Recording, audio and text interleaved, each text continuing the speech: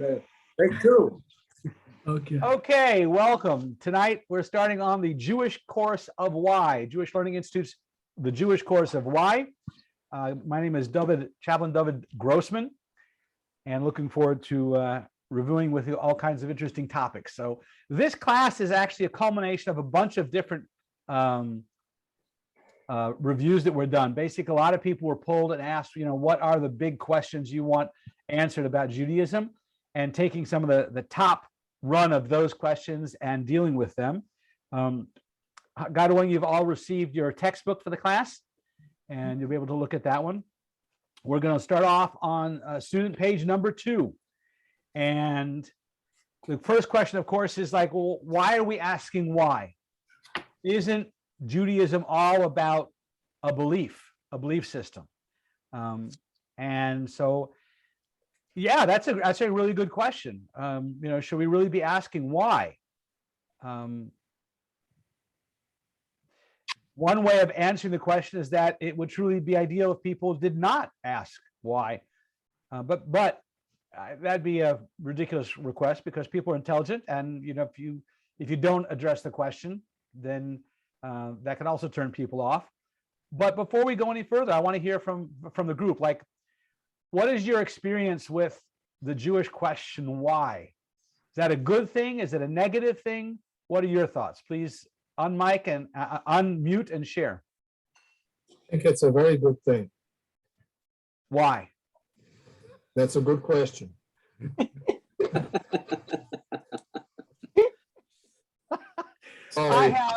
I just had a conversation with my wing commander, and he was talking about there was an incident when cadet change of command was happening, and the outgoing cadet commander was giving his acknowledgments and appreciation to different senior members who had participated and supported him.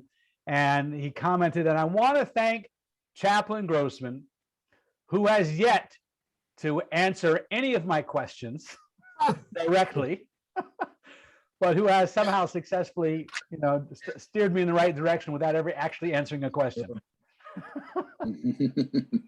I cherish that as one of the best compliments I've ever received.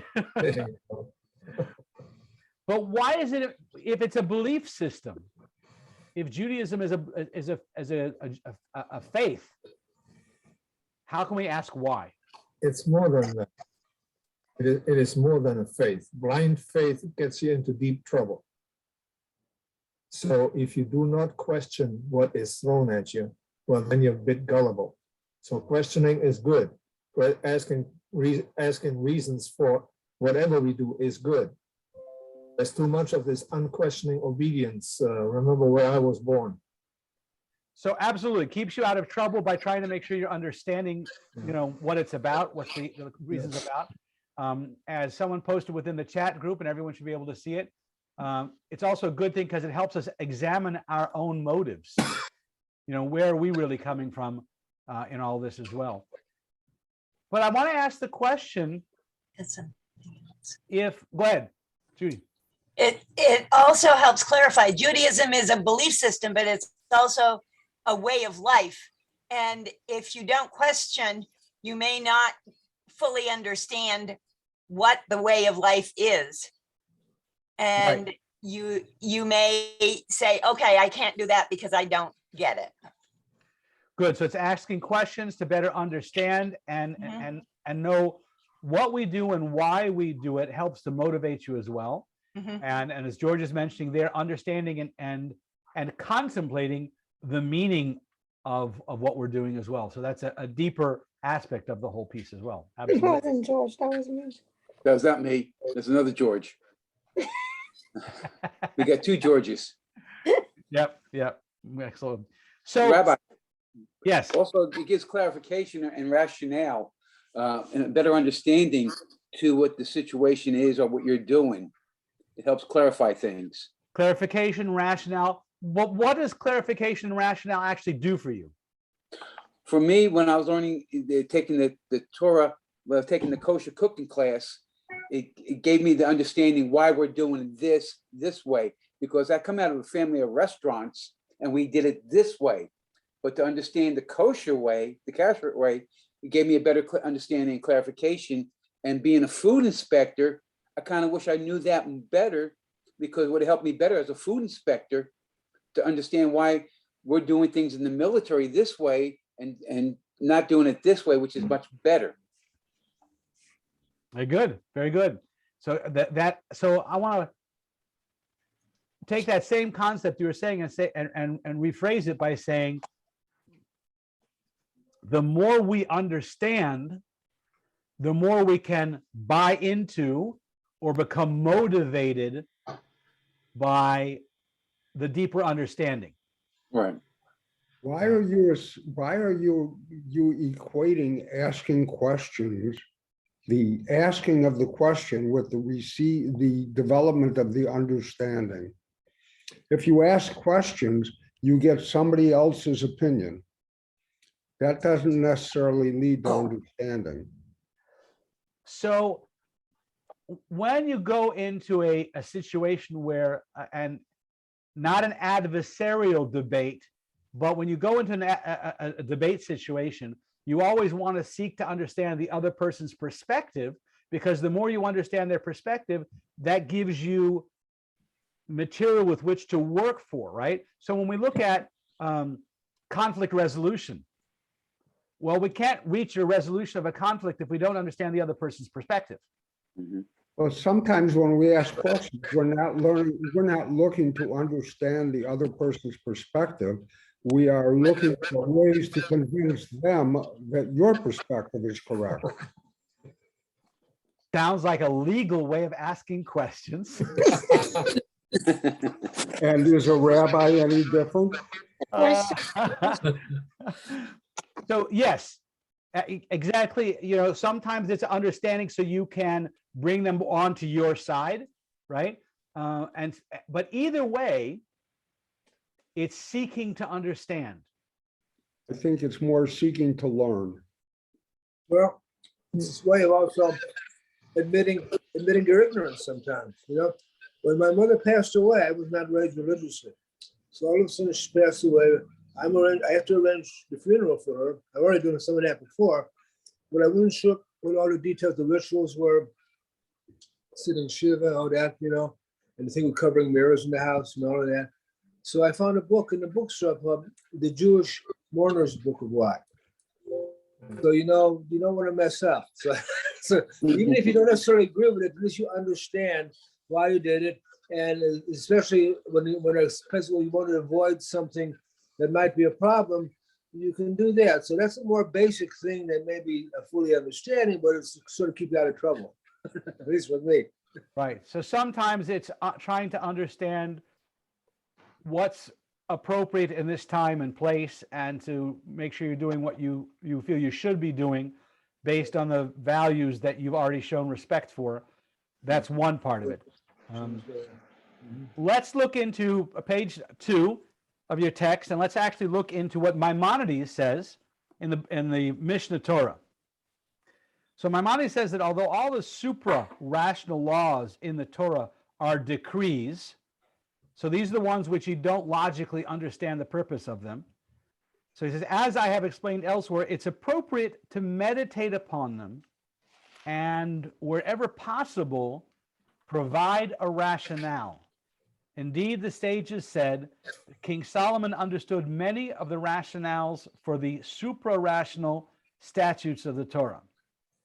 So what the Rambam is saying here is that even those things that we're not necessarily ever going to truly understand, we're meant to try to understand even the chukim, the statutory laws that we're not necessarily going to relate to, understand, that we're not, our thoughts are not God's thoughts, our ways are not God's ways.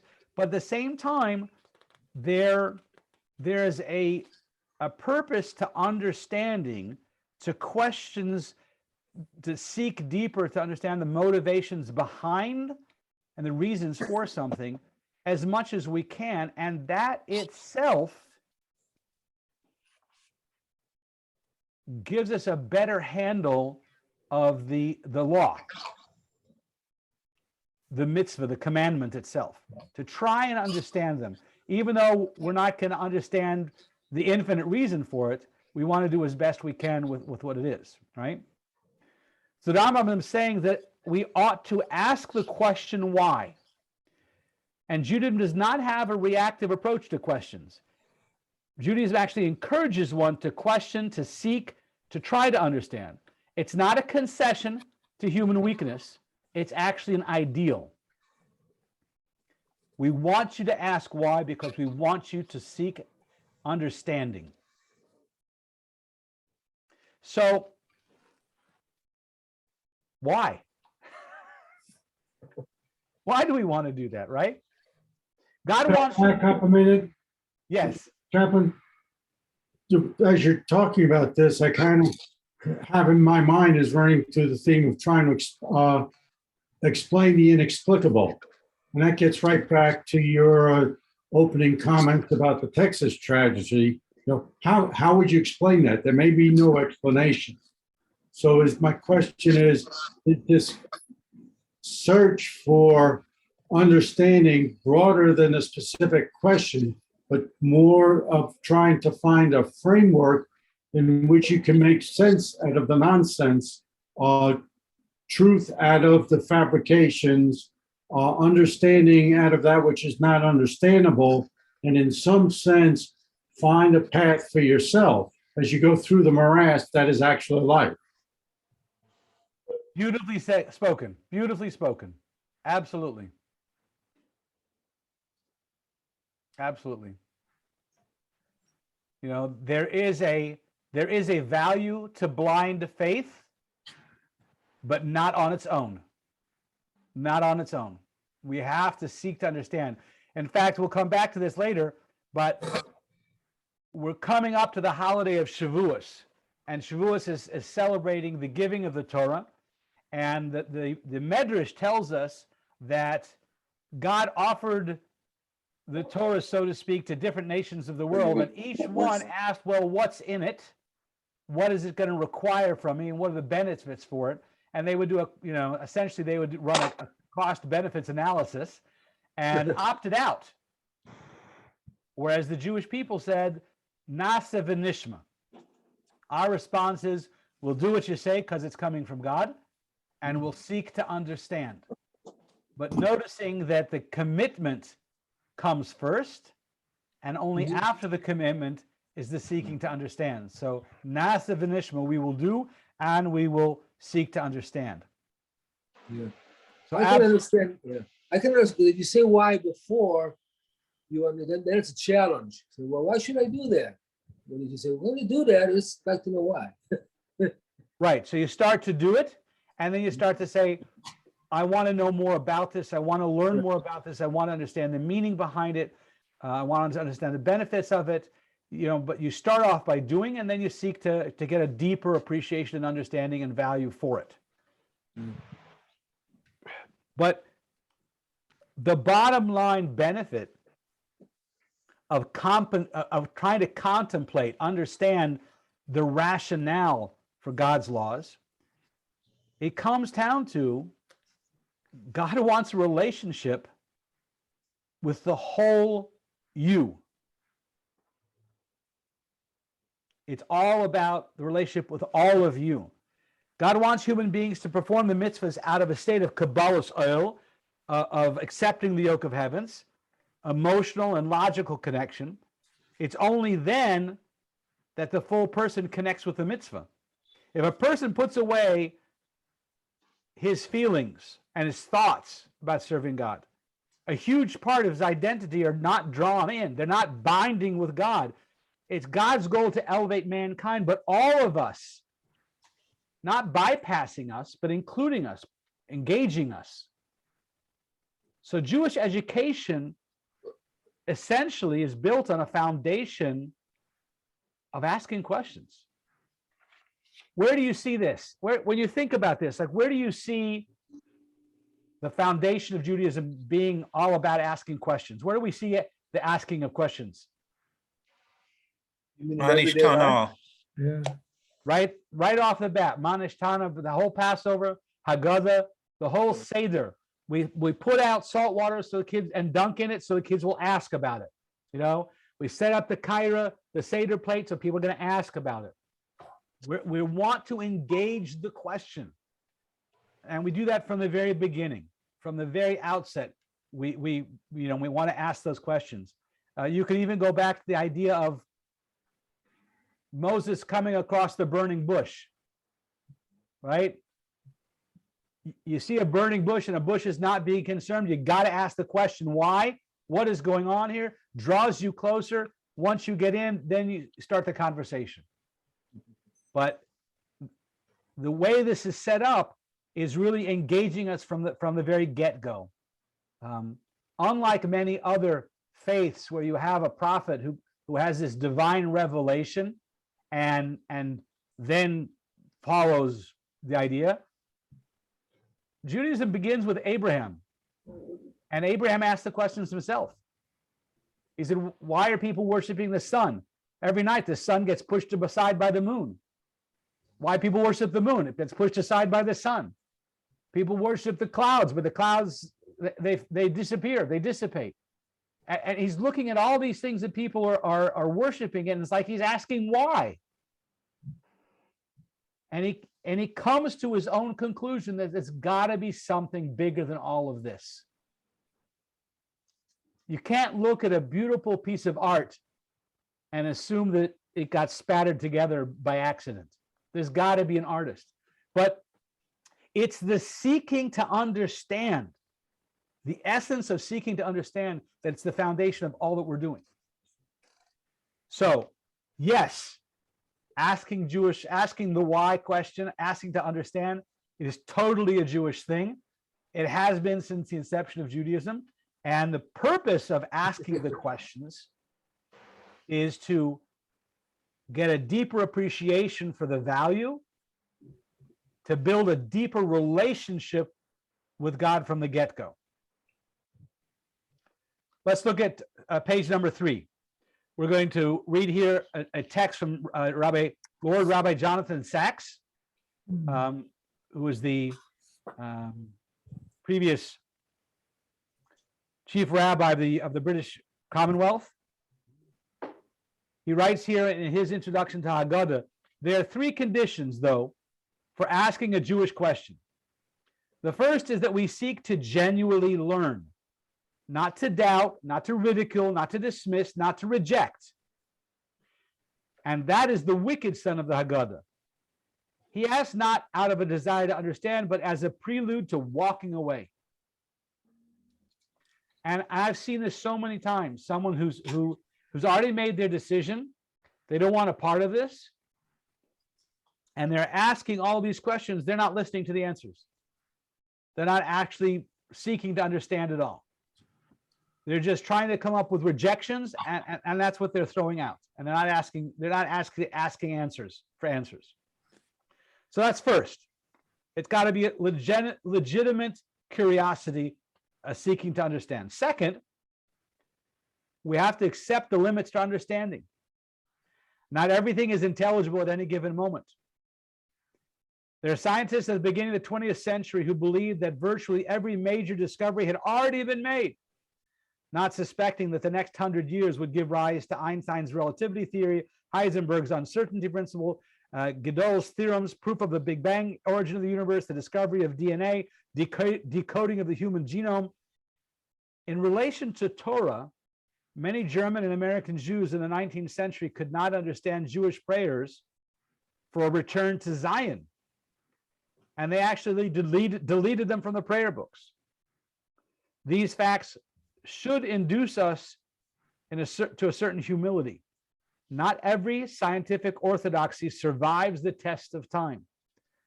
Not everything in Judaism that we do not understand is unintelligible.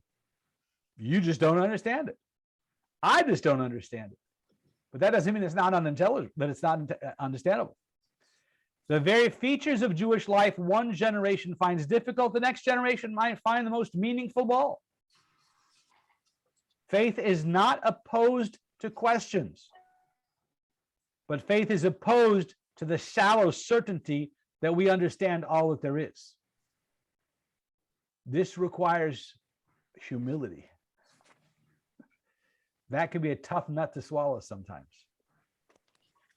And the third is that when it comes to Torah, we learn by living and understand by doing. We learn to appreciate music by listening to music. We learn to appreciate literature by reading literature. There's no way of understanding Shabbat without keeping Shabbat. There's no way of appreciating how Jewish laws of family purity enhance a marriage without observing them. Judaism, like music, is something that can be understood only from the inside, by immersing oneself within it. I remember a story. I did not grow up in a religious family. I grew up in a family where I did go to bar mitzvah training. I had some basic bar mitzvah training. But after bar mitzvah, it was like, okay, we don't have the funds to join a synagogue and to join the JCC. Which one do you want to join? And hey, JCC had a swim team, we're done.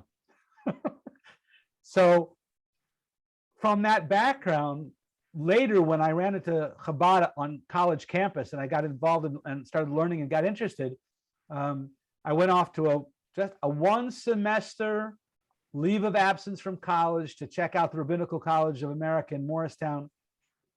And I ended up never going back. I finished my rabbinical degree in Morristown.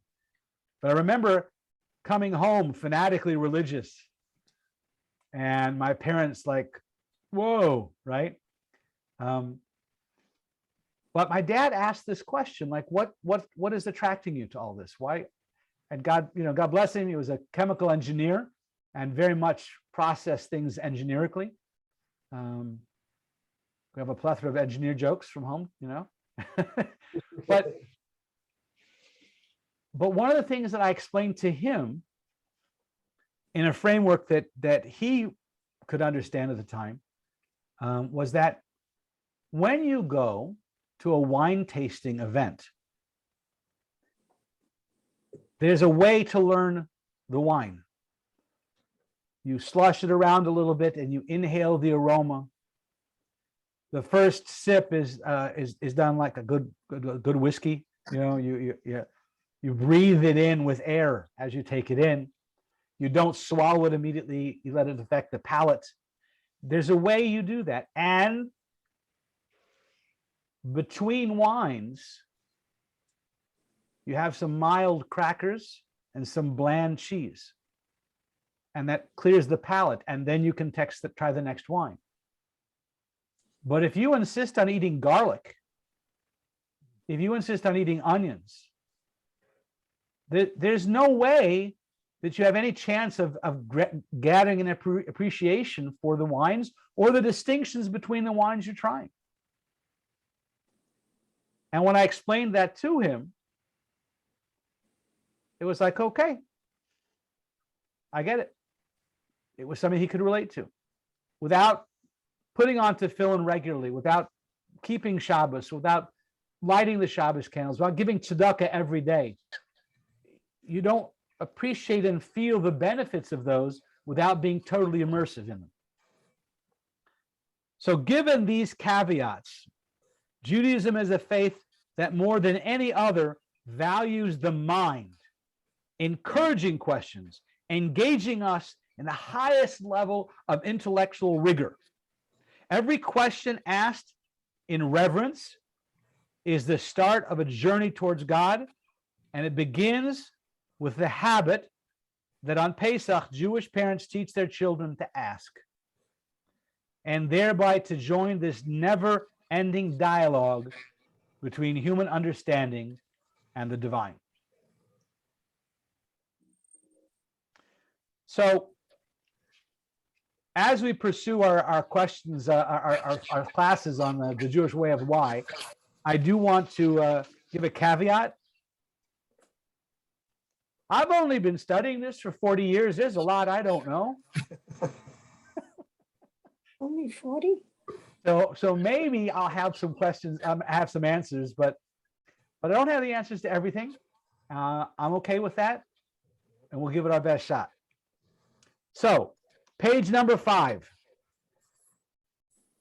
why are there no miracles today of biblical proportion? So, what are your thoughts on that question? Is it ill posed? Okay, rephrase. Is it true that there are no miracles today that are of equal significance to some of the biblical ones? Excellent. And I think There's a you're difference. hitting on a very important part of what we're going to look at as an answer for this. So the question here about biblical proportions is going to be a key part of the question here and the answer, right? So let's play a little game here. Look at page number 5. Why would a person ask this question? How come we don't see questions of biblical proportion? Earth-shattering, In miracles of biblical proportion. right, miracles of biblical proportion. Don't we? So, good question. Hold that one. We're going to come back to it because I think that's already leading into a really good answer of its own. But let's ask the question, why would someone ask the question? Let's go deeper into the motivation behind ask the question. So for those who ask the questions, why don't we get biblical proportion miracles, earth-shattering miracles? How come we don't get that these days? Why would a person ask the question? Because of doubt, because they doubt the veracity and they doubt the relevance in today's world. Excellent. Thank you for speaking up. So what would be a satisfactory answer for them then?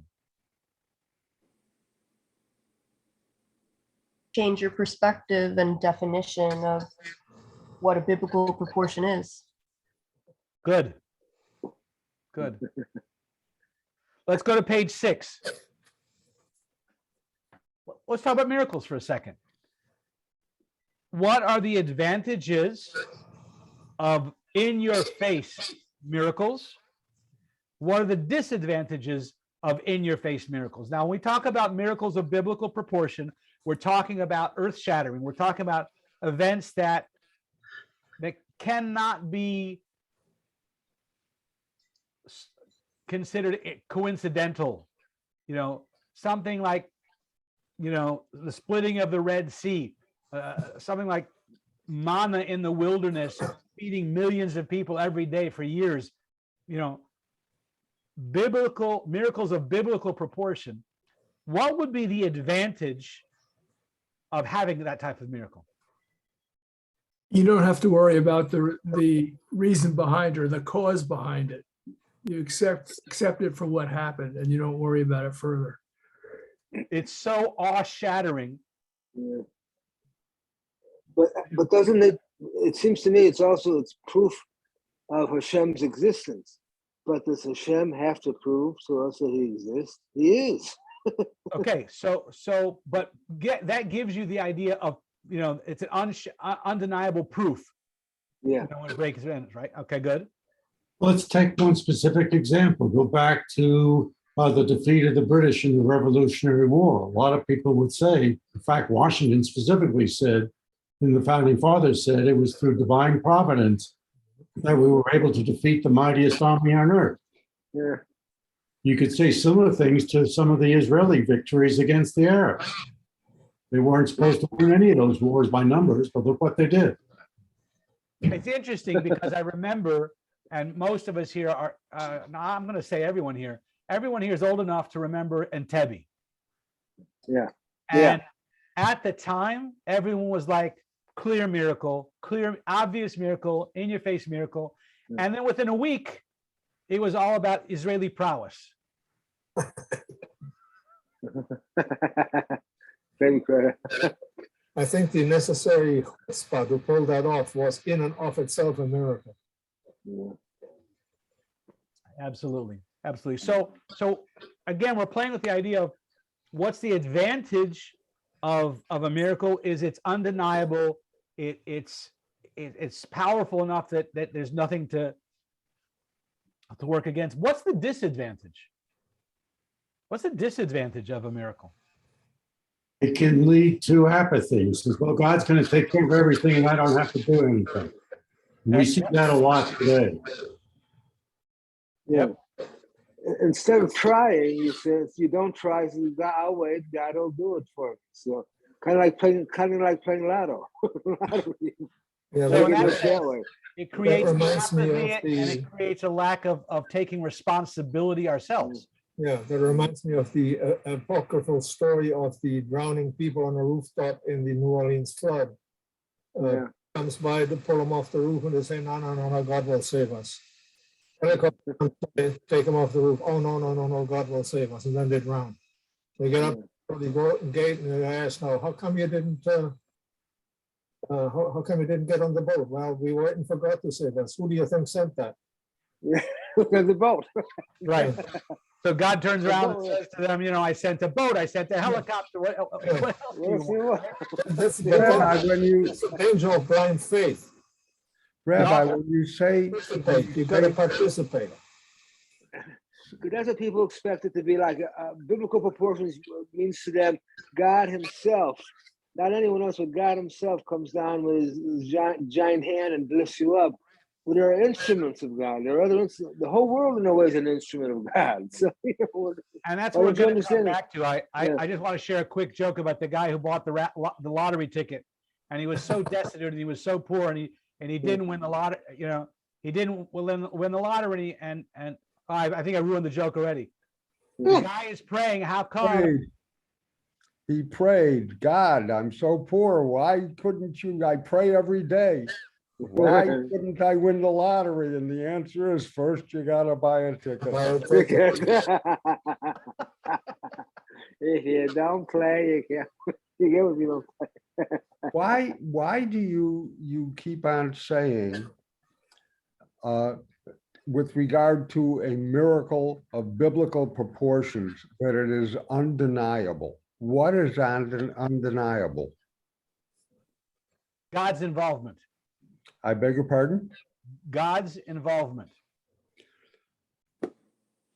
Ouch.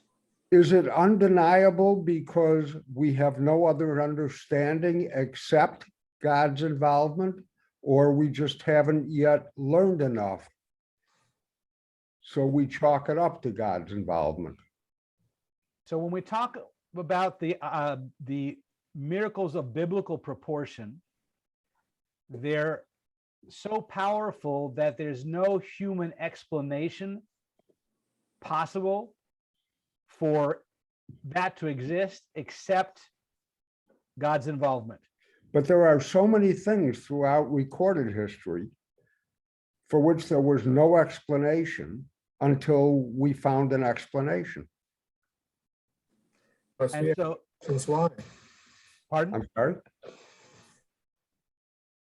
Rudy, you were going to say something?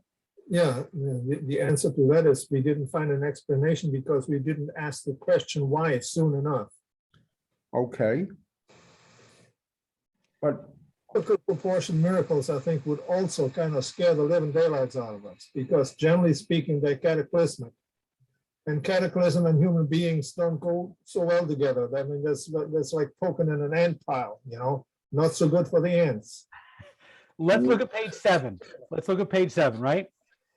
So we're going to look at now how God, the Bible tells us how God performed a great miracle that enabled the Jewish people to conquer the city of Jericho. The Jews simply blew the shofar and the impenetrable walls tumbled like waterfall. So Rabbi Cheskel Landau asks a powerful question in this regard, and his answer will be helpful in our discussion. So let's look at page 7. When Yeshua arrived to conquer Eretz Yisrael, the land of the 7 nations, people would have suspected that Hashem did not instruct him to do so. Although Hashem told him, every place the sole of your foot shall tread upon, I have given it to you, in the book of Joshua. Nevertheless, the nations could have argued that this was false, and Yeshua was coming to misappropriate their land by his own might and the strength of his people. Like any other battle,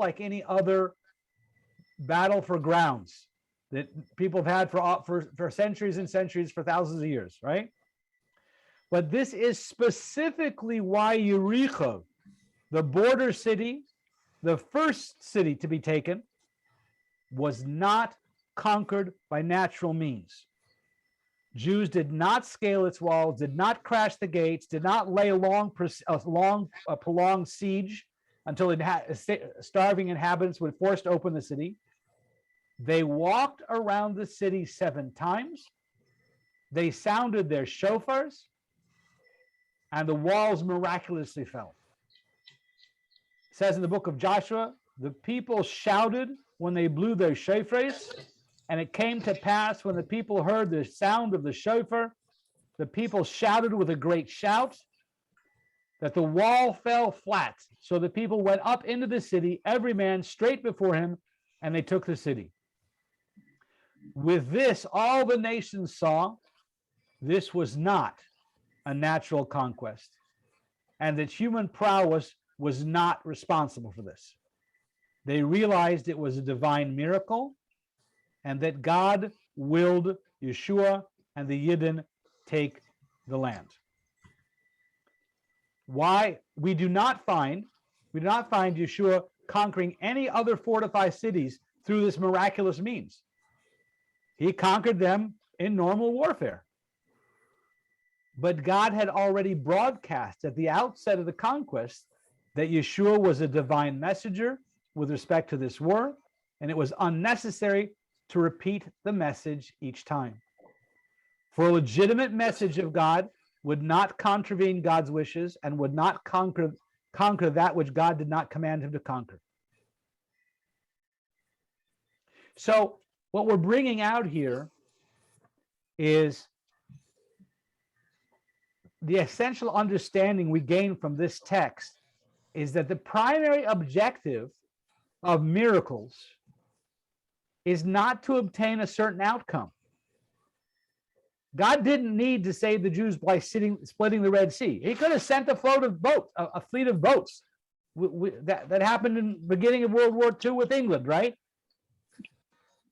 What was the name of the Dunkirk. Dunkirk, yeah. Right. Yeah. It could have done Dunkirk. Could have worked, right? Mhm. The walls of Jericho didn't need to fall. Spies could have opened the gates from within. Whatever the means used to conquer other cities could have been employed at Jericho. Every supernatural salvation in the Bible, there was an alternative natural solution that could have come. The primary function of what we call the biblical miracles was to make a statement. Someone else got a tornado warning? Yeah, sorry. Oh, no, yeah. We're good. I heard those going off in Chicago all day today. Mhm. Iowa City here. Yeah. No. Do you need to run to the basement?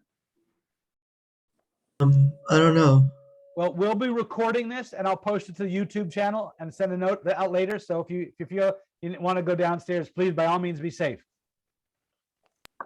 The primary function of biblical miracles was to make statements.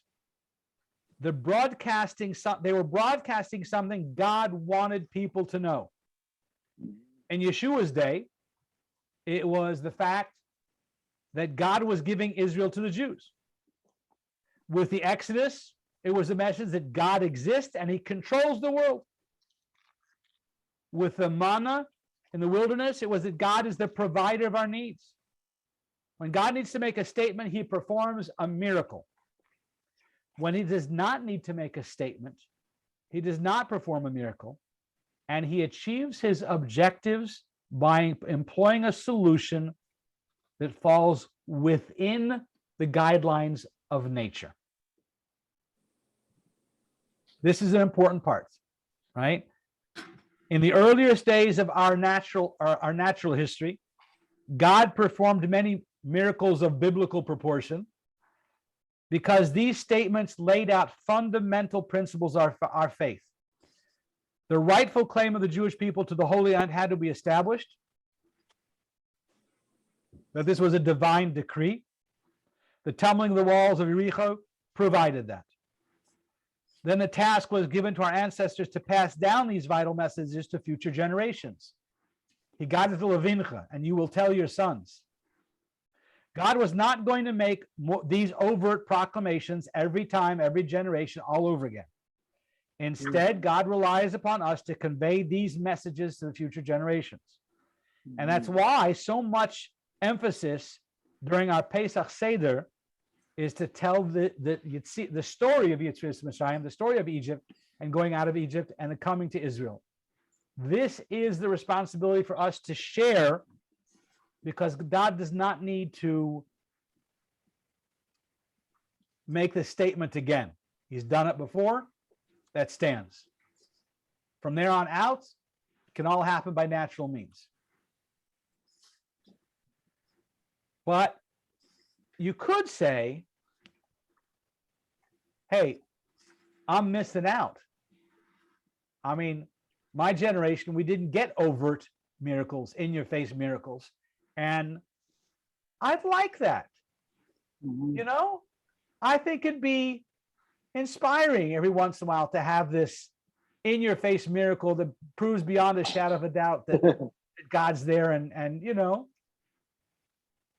I think That's the sometimes it's statement nice of the wicked child.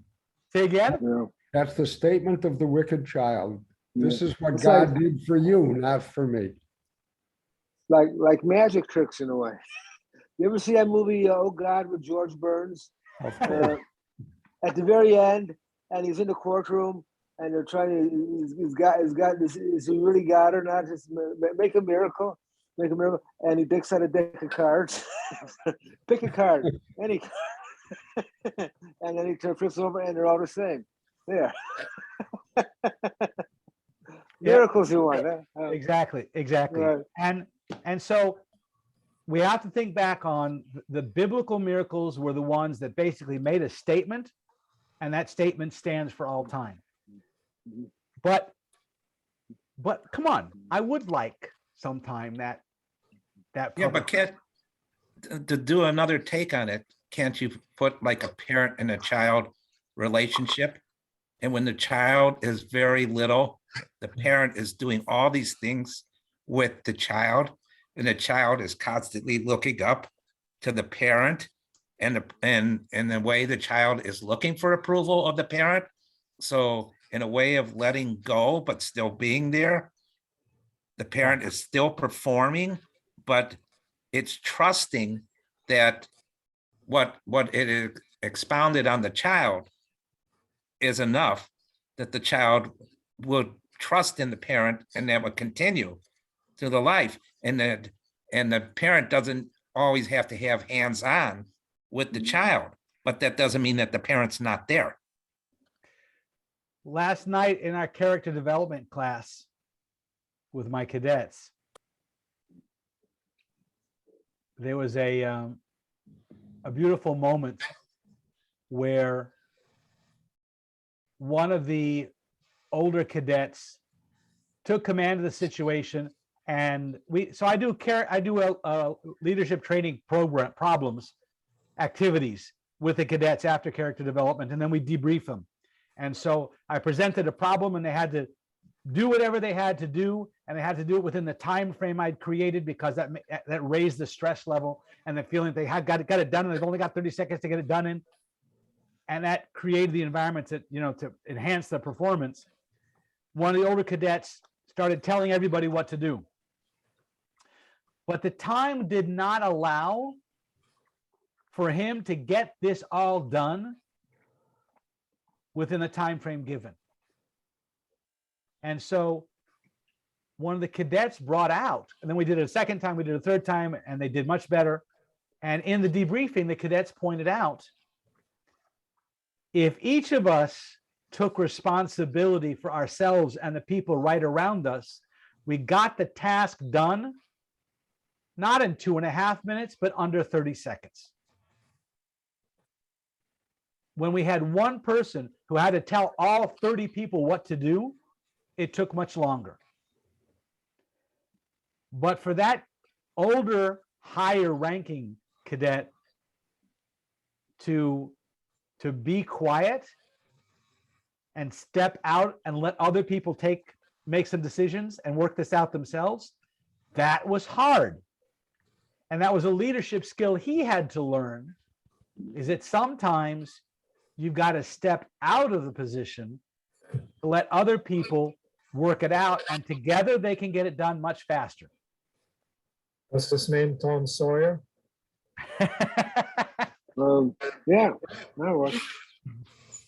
Well, that worked, didn't it? Yeah. So when we look back to this idea of would I like the overt miracle? Yeah, that I'd like that. But in a sense, that would be stealing my thunder. That would be stealing the opportunity for my own personal growth. That would take away the opportunity for me to search for God, understand God, and evaluate that on my own, for me to reach my own conclusions. And so the benefit of what we have now without the overt in-your-face miracles is it gives us the opportunity to do what Avraham did.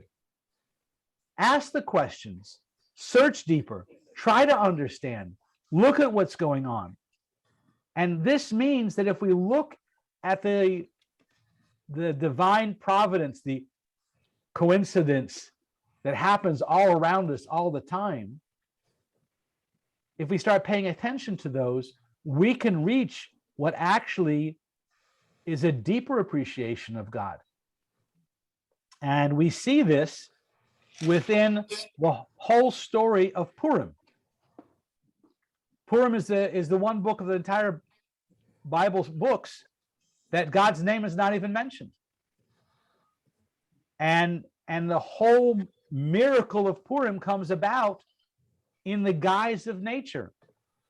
That we had a queen that was Jewish. We had an advisor to the king who was Jewish. And the evil villain didn't know it. And you can see the whole story as if it was coincidental and we had the right people in the right place and politics works.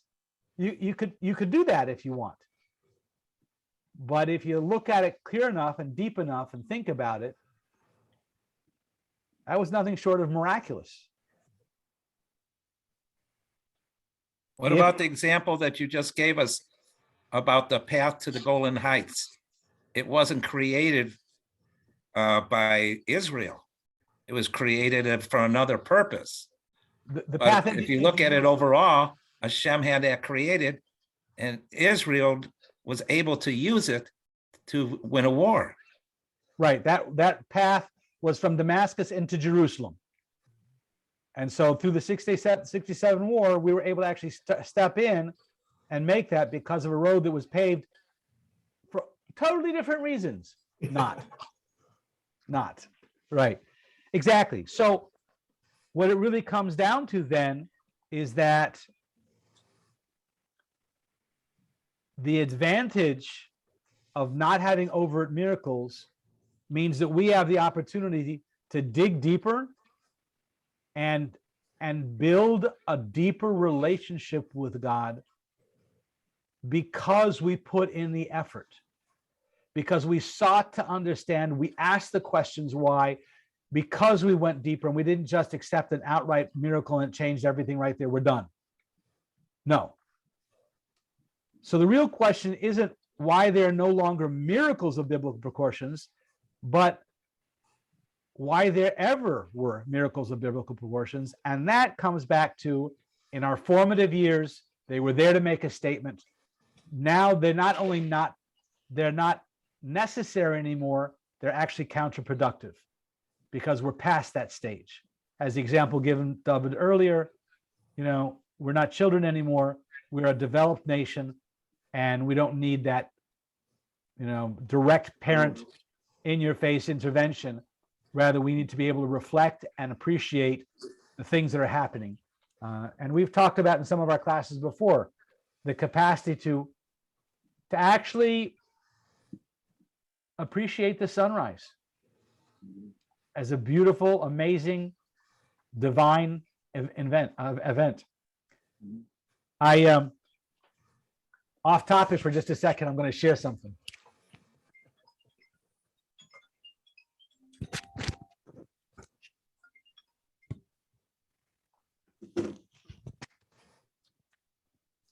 During the in-between days of Passover, leading up to Passover, now in between days in Passover, my wife and I spent some time with a bunch of our grandkids in New Jersey and in Baltimore, and we like to do arts and crafts activities with the kids.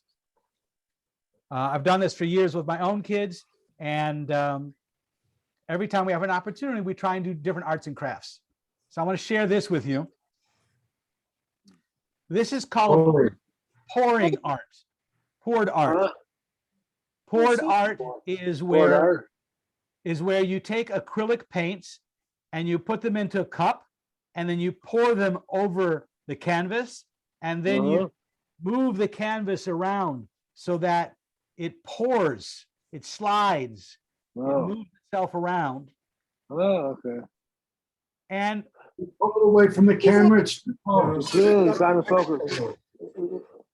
Is that something like Jackson Pollock? He became a millionaire that way. is that better?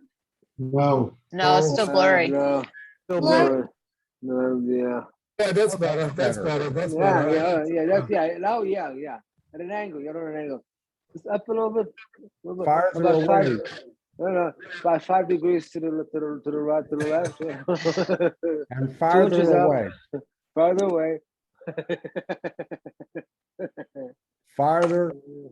Farther. Farther. The bottom line is that in poured art, what fascinates me, what excites me, is that even if I did the exact same thing time after time, they will never come out the same. It's true.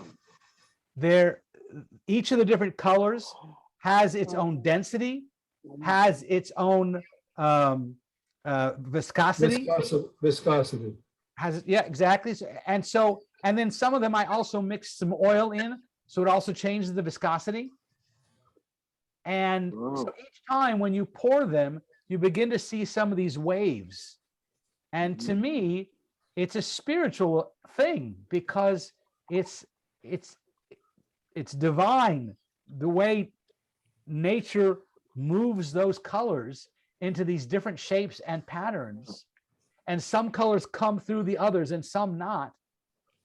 It's just amazing to me.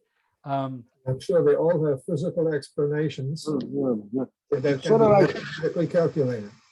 Well, it's sort of like snowflakes. Well, I had the nice opportunity today. I visited a veteran who's in the hospital, and he had done some art previously and shared, given me a gift of a piece of his art previously. I brought a few of these to him today in the nursing home where he's doing rehab, and